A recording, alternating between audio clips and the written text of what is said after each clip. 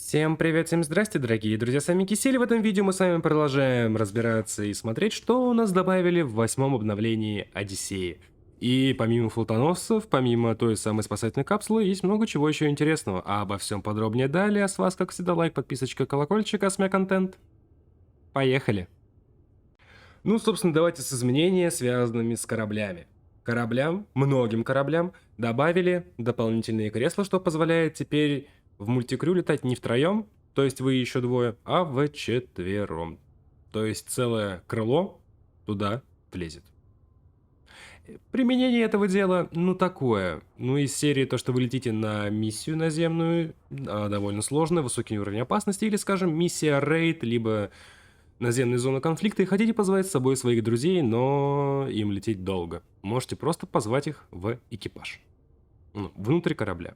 Сейчас покажу, какие корабли и где находятся у них данные дополнительные седалища.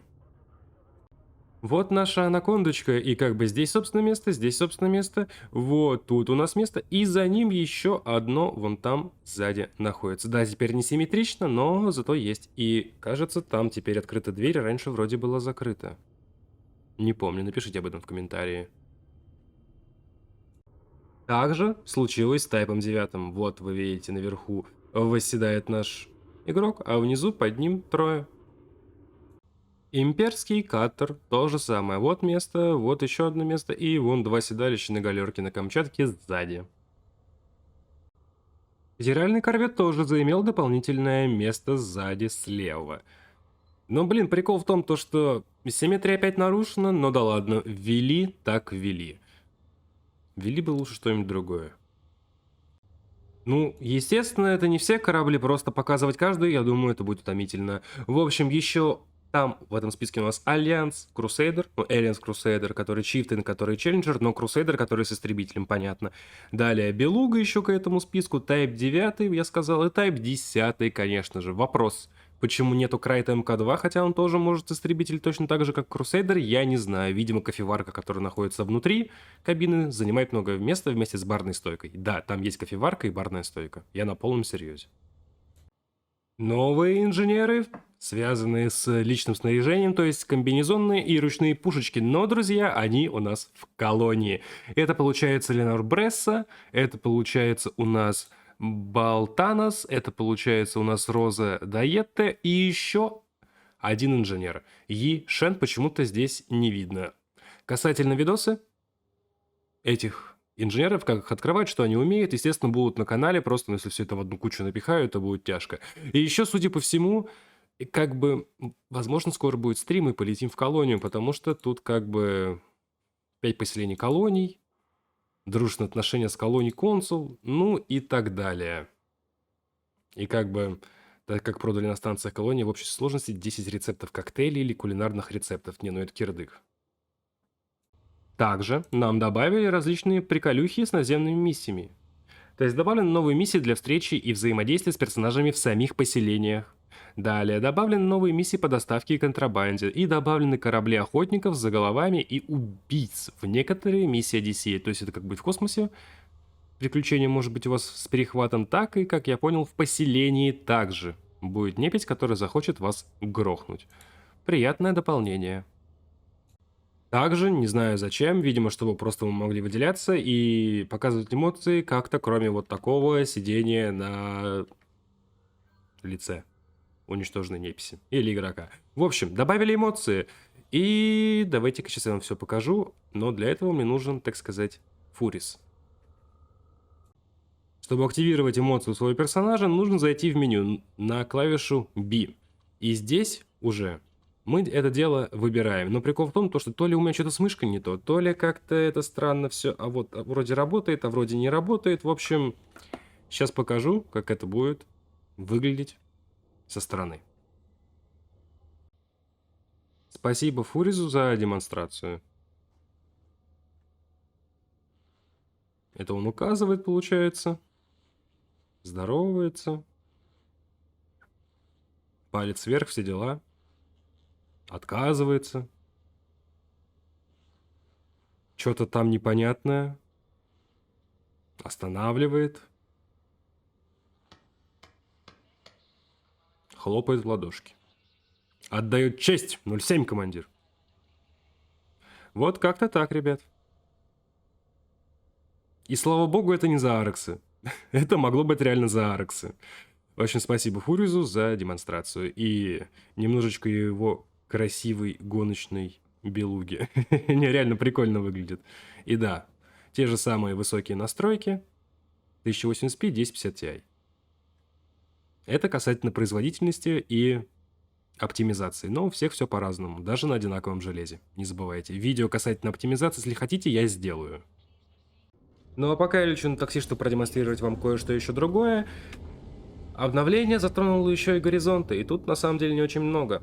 Было решено редкое зависание, с которым командиры могли столкнуться при возвращении в главное меню из игровой сессии. Это не совсем проблема зависания черного экрана, но может помочь в этом отношении. Дальнейшие расследования продолжаются. Расследование, какое слово интересное.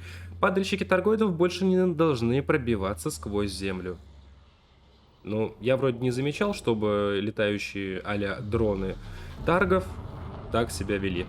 Далее, улучшения, внесенные в некоторую геометрию для плавающих труб в планетарных портах, тоннелей, на установках, башен, в некоторых планетарных поселениях горизонтов и дверей торгоидов. Ну, кстати, вроде не замечал проблем с этим.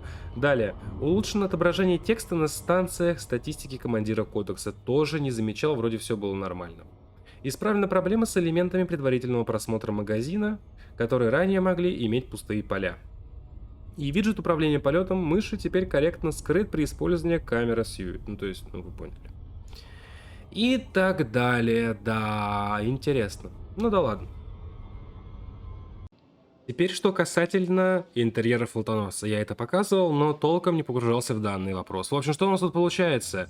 Эти данные пространства были добавлены к мегашипам класса стандарт Wells.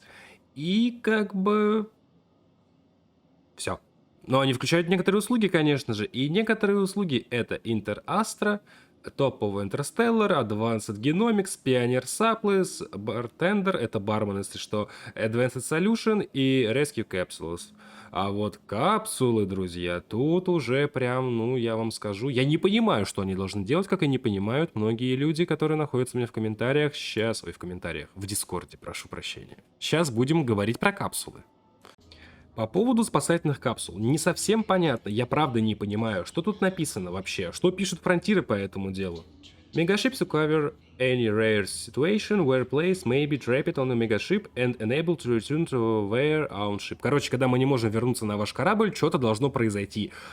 И далее, we basically sense you throughout a death stream, where you will eventually wake up in safe place. То есть, блин, это получается то, что мы должны появиться в безопасном месте, когда не можем вернуться на свой корабль. Я не понимать. То ли это телепорт Брабана, то, что всех будет кидать систему, а-ля система вот Инди вроде называется, которая, ну, типа, когда вот в колонии мы взрываем корабль и потом берем Сайдвинтер, появляемся там. Ну, так было, по крайней мере, у одного из наших в Дискорде. То ли я должен вернуться на свой корабль, давайте проверять. Мой корабль находится сейчас в данной системе, я поэтому, собственно, летел сюда на такси. То есть я сейчас захожу в навигацию, систему, и будет отображен мой корабль. Специально все это показываю. То есть вот мой корабль здесь на аванпосте. И как бы, ну, давайте смотреть, потому что до этого у меня игра вылетала. Ну, не игра вылетала, меня кидала на рабочий стол. Но все же, давайте посмотрим. Начать эвакуацию. Так, ждем. Ждем. Звуки страшные.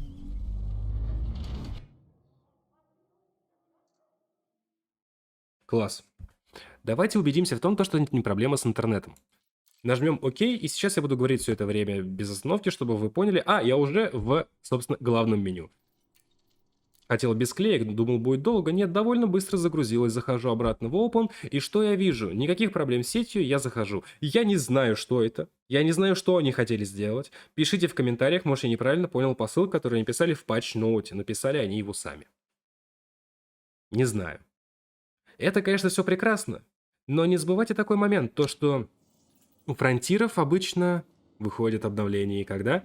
Четверг, но последние два обновления происходит что? Следующая ситуация. Выходит в среду, а потом все дело фиксит. Это, конечно, интересно, то что 8-е обновление под названием 8-й фикс Одиссеи выходит таким. Либо они специально просто добавили это, и чтобы штука пока не работала, чтобы потом это, так сказать, вынести в массы. Но это реально страшно. Это, получается, у нас будет очередной хотфикс. Релиз Одиссеи у нас был 19 мая, на секундочку. А сейчас у нас 28 октября, когда вы смотрите данное видео. Это было бы смешно, если бы не было бы так страшно. Фронтиры, пожалуйста. Мы в вас верим. Сделайте, чтобы что-то хорошо работало. А вот не вот это вот все. Правда, это очень странная штука. Не, мы можем, конечно, еще раз попробовать. Но, блин, это уже, наверное, будет раз 6-й, 8-й, потому что я вне записи это делал, вне записи того видоса, и меня непись туда не пускает. В общем, это уже далеко не первый, не второй, не третий, ни черт, не пятый раз. И как бы еще раз мы это дело делаем. И да, то же самое. Не знаю. Пишите в комменты ваши мысли, догадки по поводу спасательных капсул. И это у нас происходит каждый месяц, грубо говоря, выходит обнова образно. Раз в месяц, в середине месяца, ближе к концу тут получилось, ну да ладно. В 9-м обновлении, что будет, пока непонятно, но слухи, которые распространили сами фронтиры, то, что у них в планах разработки боевой SRV, конечно же, я боюсь представить, что, блин, будет, когда они его введут. Правда. И очень большая надежда, то, что он будет занимать более большие слоты, нежели обычный ТРП, и будет что-то вроде танка, это будет прекрасно. Вы просто представьте то, что эта штука будет выезжать из слота, где у нас истребитель. Она может быть большой. Но это все влажные фантазии, конечно же, это неправда, у нас просто будет ТРП на 2 человека с другой пушкой и большим танком. Что касательно интерьеров флотоносцев, тоже не сказано пока еще, когда именно, но работы ведутся. Что будет с флотоносцами, тоже не ясно. Что будет касательно момента прыжка флотоносца, тоже будет не ясно. Там либо будет видно, как мы будем лететь в этом суперпространстве, либо будут жалюзи опускаться, либо вообще окон не будет. Ни хрена толком непонятно. Понятно одно, то, что вводят что-то такое, ну, не особо супер важное. Дайте Пантер Клипера. Люди сколько лет уже ждут. Когда его нашли в файлах игры? Пора вводить новые корабли. Ребята, если согласны со мной, то, что пора вводить новые корабли, пишите, какие корабли вы хотите, какого размера, от какой верфи, и давайте пофантазируем на это, потому что, честно, ну не хватает, как по мне, кораблей. Причем каждого класса. Маленьких, средних и больших. А у Империи вообще нет средних кораблей. А у Альянса их сколько? А у Федерации их сколько? Правда, у Альянса ранг не нужен, но все же. А теперь мой любимый раздел, который я обожаю больше всего. Сарказм. Это шкурки и шкурки для летного костюма, пацаны, да, которые супер бесполезны и так далее. Что у нас тут есть? Давайте-ка посмотрим нагрудники, которые являются что-то вроде кофты и майки. Ну, понятно, эти скрины, кстати, мы видели, если не забуду, приложу. И сейчас просто давайте подумаем, а нафига? Как бы, и нарукавники, да, конечно же, нарукавники. При этом они прям в полном смысле слова нарукавники. И, конечно же, наголенники, которые у нас выглядят как штаны. Ну да ладно, почему бы, собственно, и нет. Ух, ё-моё. Просто что-то с чем-то. Зачем? К чему? Если вкратце подвести итоги по данному обновлению, дофигища различных фиксов, вы можете увидеть их в патчноуте, особенно по визуалу, по оптимизации, по рендеру, по нагрузке на CPU и так далее, но вроде как было, так и осталось. Вроде. С момента 7 или 6 обновления. После 5 и после релиза, естественно, стало гораздо лучше, это я говорил уже не раз. Но остальные косметические моменты интерьера мегашипов мне они не интересны. Это приятно, это симпатично, это хорошо, но мне на это, если честно, фиолетово. Что касательно спасательных капсул. Блин, если бы это был дроп-под из Вархаммера, это было бы кайфово, чтобы тебя скидывало на планету и так далее, оттуда там на такси улетал, либо что-нибудь еще. Но это не работает. Если это работает у вас, я поздравляю. Я пытался это сделать уже на протяжении 5 часов, нифига не происходит. Что еще? Шкурки для летного комбеза. Нет, ну вы серьезно? Шкурки для летного комбеза.